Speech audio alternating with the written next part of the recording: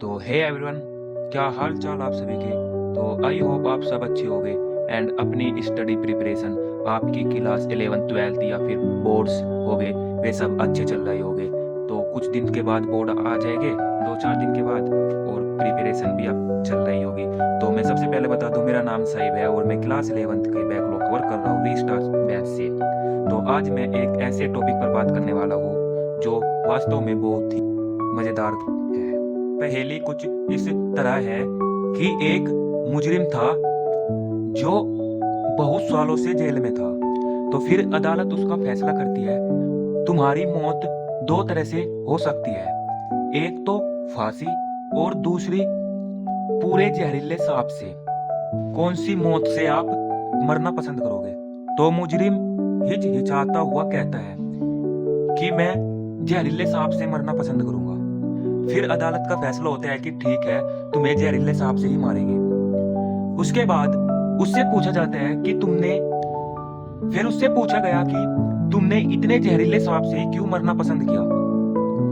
तो उसका आंसर बहुत ही सिंपल होता है, जो कुछ इस प्रकार होता है कि घुट घुट कर मरने से बेहतर है कि एक बार ही मर जाओ। उसके बाद उसको एक कमरे में ले जाया जाता है और उसके मुंह को काले कपड़े से ढक देते हैं और फिर वह इधर उधर भटकता रहता है और इंतजार करता रहता है कि कब वो सांप आएगा मुझको डसने वाला और किस तरह मैं आज मरूंगा।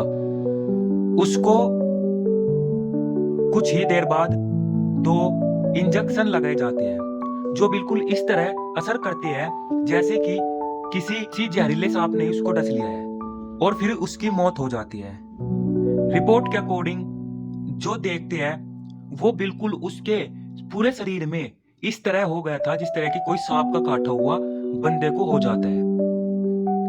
उसको भी वो इस तरह ही हो गया था, यानी कि पूरे शरीर में जहर फैल गया था। पर वास्तव में अगर रियलिटी बताऊं तो वहां पर डॉक्टर एक्सपेरिमेंट कर रहे थे, तो उन्होंने वो इंजेक्शन उसको लगा देते हैं। वो कोई जहर का इंजेक्शन नहीं था।